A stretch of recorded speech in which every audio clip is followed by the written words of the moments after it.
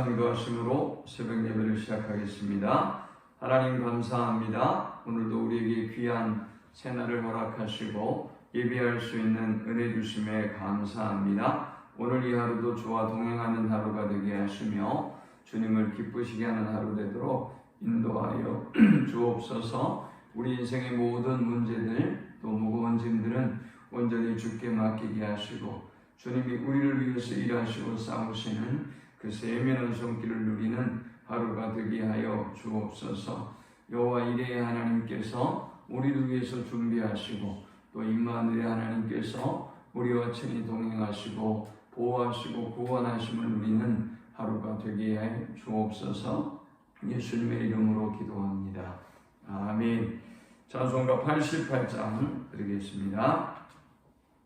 88장입니다. 내 진정 사모하는 친구가 되시는 구주 예수님은 아름다워라. 산 밑에 백합하여 빛나는 새벽별 주님 영원할 길 아주 없도다. 내 마음이 아플 적에 큰 위로 되시며 나 외로울 때 좋은 친구라.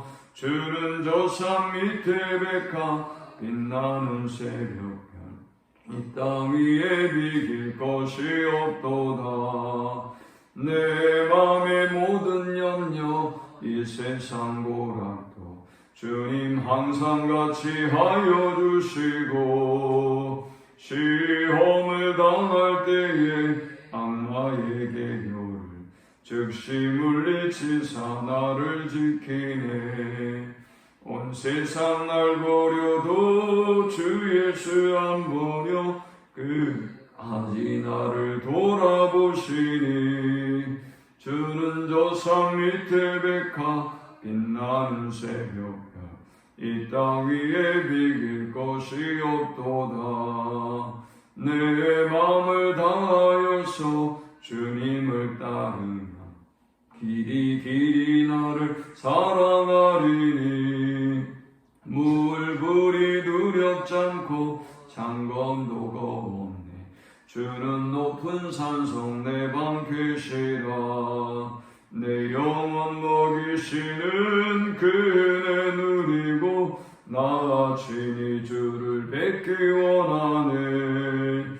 주는 저 산 밑에 백합 빛나는 새벽별 이 땅 위에 비길 것이 없도다. 아멘. 이 시간에 주시는 살아계신 하나님의 말씀은 구약성경 예레미야서 38장의 말씀입니다.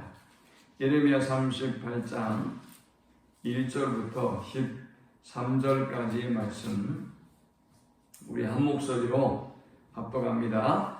마탄의 아들 스바다와 바수울의 아들 그다야와 셀레마의 아들 유발과 말기야의 아들 바수울이 예레미야가 모든 백성에게 이르는 말을 들은 즉 이르기를 여호와께서 이와 같이 말씀하시되 이 성에 머무는 자는 칼과 기근과 전염병에 죽으리라.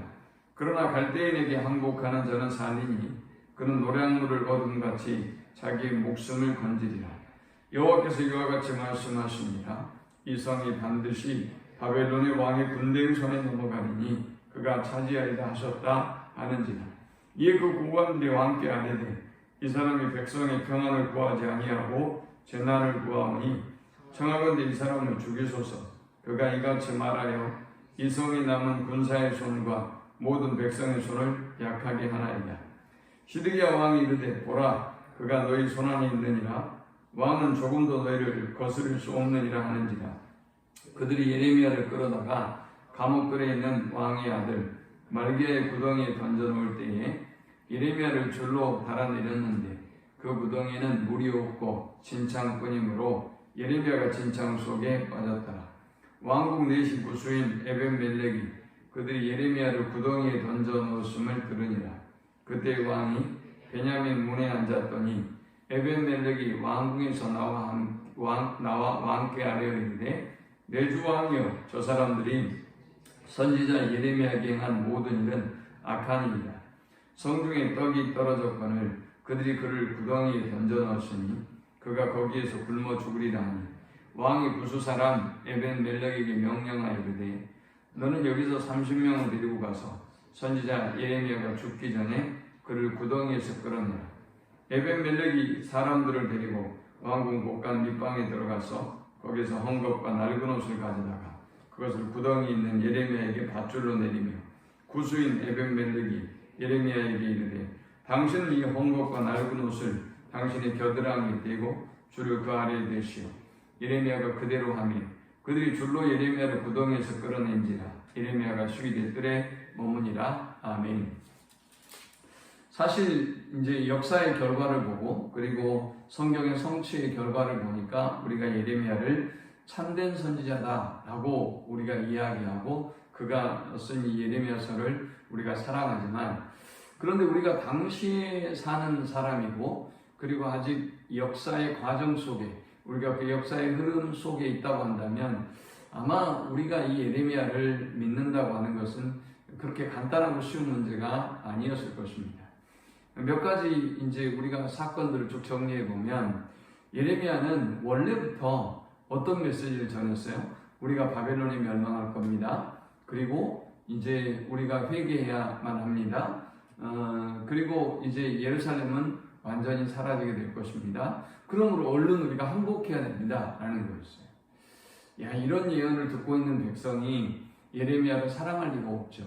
뭐 이제 저와 여러분의 개인적인 인생에도 목사님들이 오셔서 예배 드려주고 뭐 기도해주고 그러면 힘이 나고 용기가 나고 뭐 이런 메시지를 전해야 되는데 가서 당신은 망할 거예요, 죽을 거예요, 떨어질 거예요.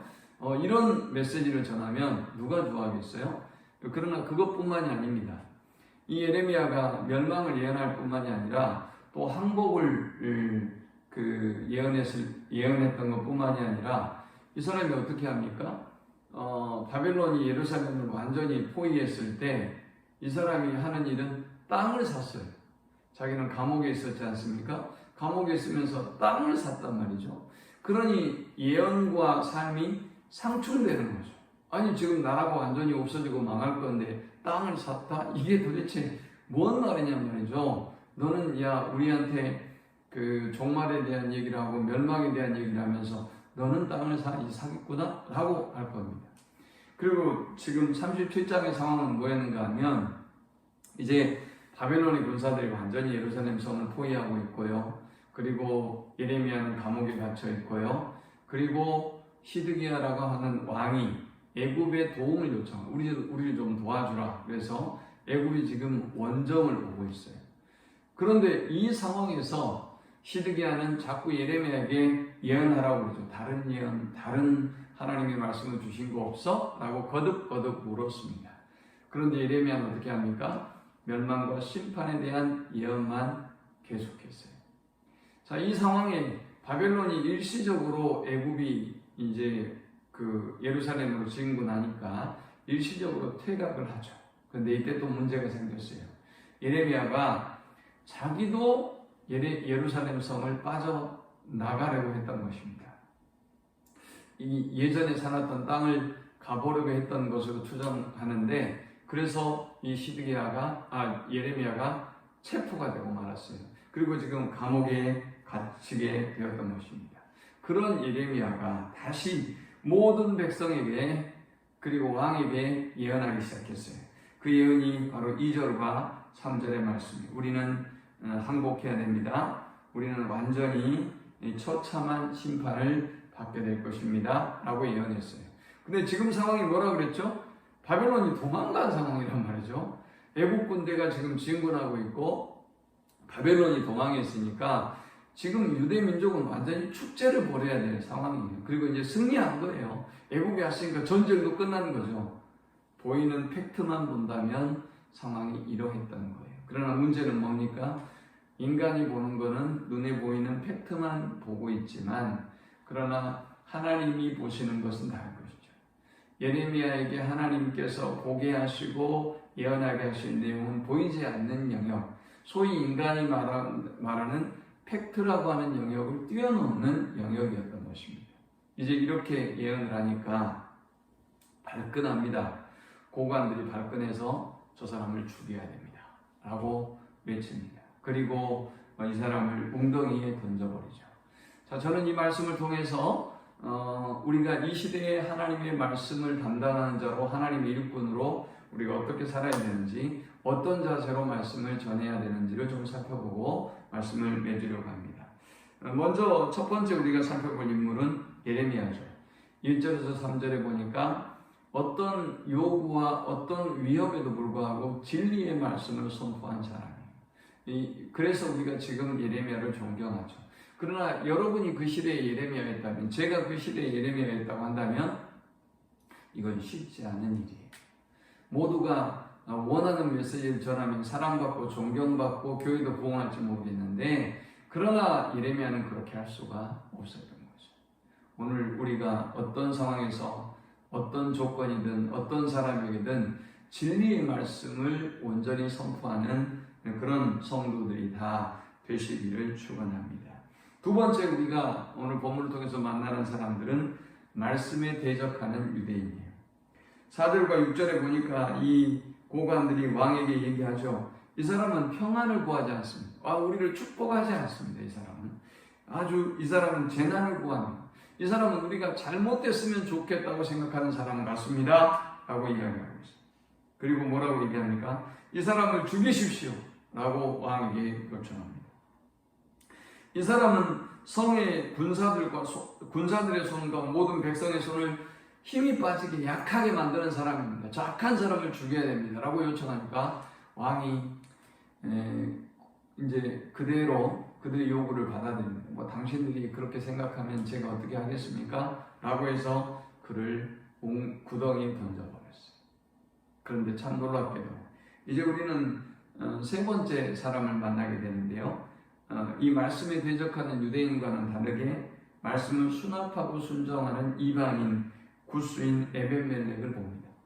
이 에벤멜렉은 사실은 고관들이나 이런 사람들처럼 힘이 있는 사람이 아니에요. 그러나 이것이 옳지 않다는 것을 알고 담대하게 왕에게 가서 이 상황을 다 이야기합니다.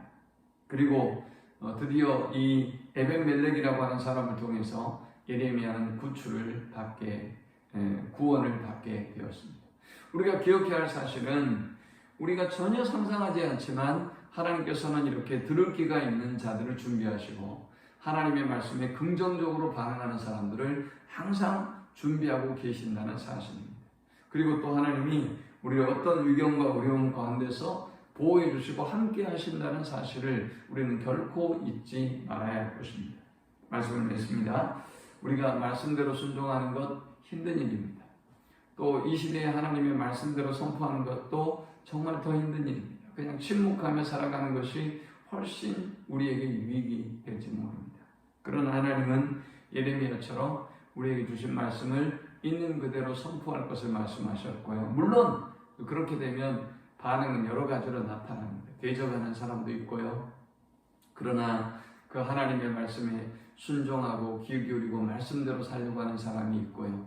또 그들을 통해서 하나님은 외롭고 고독한 사역자들, 말씀 사역자들, 또 하나님의 일꾼들을 보호하시고 구원하시고 인도해 주신다는 사실을 우리가 단 한순간도 잊지 말아야 할 것입니다. 이 말씀을 붙잡고 오늘도 하나님의 말씀으로 승리하는 하루가 되기를 축원합니다. 하나님 감사합니다. 귀한 말씀을 통해서 은혜 받고 깨닫게 하심을 감사합니다. 우리에게 주신 말씀을 붙잡고 믿음으로 승리하는 저들이 되어지도록 인도해 주옵소서. 어떤 환경과 전리와 형편에도 하나님의 말씀을 있는 그대로 선포하는 저들이 되게 하여 주옵소서. 예수님의 이름으로 기도합니다. 아멘. 지금은 우리 주님 예수 그리스도의 크신 은혜와 성부 하나님의 극진한 사랑과 성령의 인도보호 교통 충만케 하심이 하나님의 말씀을 붙잡고 오늘도 믿음으로 승리하기를 소망하는 모든 성도들의 머리 위에, 저들의 가정과 일터 위에, 조국 교회와 조국 위에 이제부터 영원토록 함께 있을지어다. 아멘.